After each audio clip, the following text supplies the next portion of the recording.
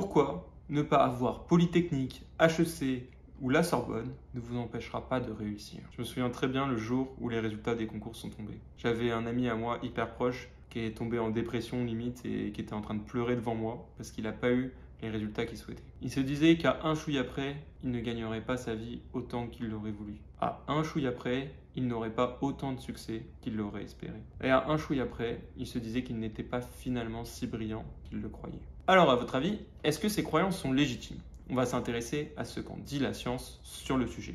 Lorsque les étudiants décident d'entrer dans une grande classe préparatoire, une grande école ou une prestigieuse université, ils se disent qu'ils ont plus de chances de réussir. Mais est-ce que c'est vraiment le cas? Est-ce que l'école a vraiment un impact sur le succès de ces étudiants? En fait, aujourd'hui, on a beaucoup de chance parce que les chercheurs disposent des données publiques provenant de l'éducation nationale elle-même. Et du coup, pour répondre à la question, les chercheurs avaient deux méthodes possibles. Une première méthode naïve consisterait à comparer les résultats au concours, par exemple des étudiants de Ginette, par rapport aux autres classes préparatoires. On aurait alors la preuve que rentrer à Ginette augmenterait notre chance de réussite plus tard. Le seul problème de cette méthode, c'est que c'est une implication et pas vraiment une équivalence. C'est pas parce que vous avez été pris à Polytechnique que vous venez de Ginette. Ça n'a pas vraiment de sens. De même, il y a beaucoup de gens qui comparent les salaires d'HEC, de Polytechnique, de Centrale avec les salaires de leur propre école. Par exemple, une étude a montré que le salaire moyen au bout de 10 ans à Harvard est de 132 000 $, alors que celui de l'université voisine est de 87 000 $. Comparer les deux salaires n'a aucun sens et je vais vous expliquer pourquoi. Mais pour cela, je dois vous expliquer comment fonctionne la deuxième méthode. Cette deuxième méthode est beaucoup plus maligne. Elle consiste à comparer des élèves qui ont eu de justesse l'école en question et ceux qui l'ont raté du poil du cul.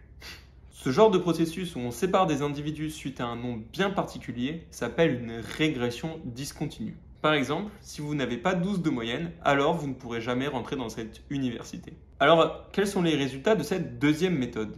Premièrement, une première étude du MIT a montré que intégrer par exemple une classe préparatoire stylée n'a aucun impact sur nos notes au concours. Rien, niet, nada. Mais alors vous pouvez me dire, mais comment ils ont fait? Je sais que parmi vous, il y a des petits étudiants là qui se disent « mais tu dis vraiment de la merde », mais je vais vous prouver le contraire. Des chercheurs ont comparé les résultats de ceux qui ont raté de justesse l'examen d'entrée à l'université et de ceux qui l'ont réussi d'un tout petit peu. Si les résultats entre ces deux groupes de personnes varient au bout de 3 ans, après qu'ils aient effectué leurs années à l'université, alors on pourra dire que l'école, l'université, a un impact sur la réussite de l'élève en question. Ce que vous voyez à l'écran, ce sont 3 courbes correspondant à 3 universités différentes. À gauche, l'université O'Brien, au milieu, l'Académie latine et enfin, à droite, l'école latine. Ce sont toutes les 3 des universités de Boston.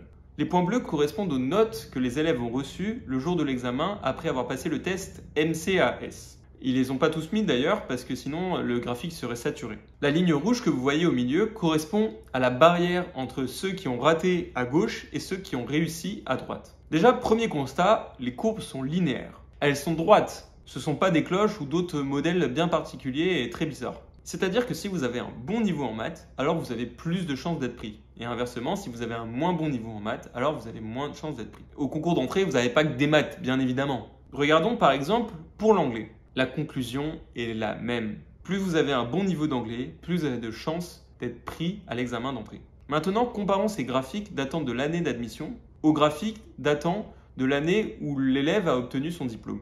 Le constat est juste dingue. Que ce soit les maths, l'anglais ou n'importe quelle autre matière, le niveau ne change pas au fil des années. Si les personnes qui ont intégré HEC, Polytechnique, la Sorbonne ont des meilleures notes, c'est juste parce qu'ils étaient meilleurs au début.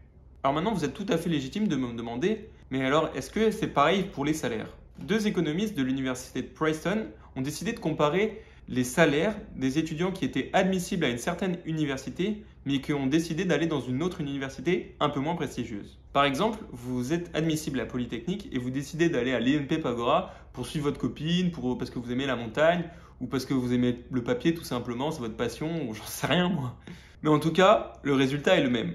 Les élèves qui ont fait ce genre de choix, qui ont préféré d'aller à l'INP Pagora au lieu de Polytechnique, alors qu'ils étaient admissibles à Polytechnique, gagnent le même salaire 10 ans plus tard. Ceux qui gagnent le plus, ce sont les meilleurs. Si vous devez retenir quelque chose, ce n'est pas l'école qui fait de vous un meilleur étudiant, c'est vous qui faites de l'école une institution de prestige. Donc concrètement, arrêtez de vous prendre la tête. Ce qui compte, ce ce n'est pas l'école en question, mais bien vos talents. Et pour ceux qui ont des notes un peu moins bonnes, on va dire, vous inquiétez pas, je suis aussi passé par là. Je comprends tout à fait ce que vous ressentez. Il se trouve que ce n'est pas parce que vous ne réussissez pas dans un domaine que vous ne réussirez pas dans la vie. Dans la vidéo qui apparaît en haut à droite, j'explique un point très important que je développe beaucoup plus en détail. Mais notre réussite et notre succès dans n'importe quel domaine sont prédéterminés à l'avance. Il y a même un modèle mathématique qui prédit à l'avance si vous allez être un bon commercial, un bon ingénieur ou un bon juriste ou pas. Peut-être que vous ne serez pas le meilleur scientifique de tous les temps, mais il se trouve que vous pourrez être un très bon commercial ou un très bon pédagogue. À vous de trouver votre voie.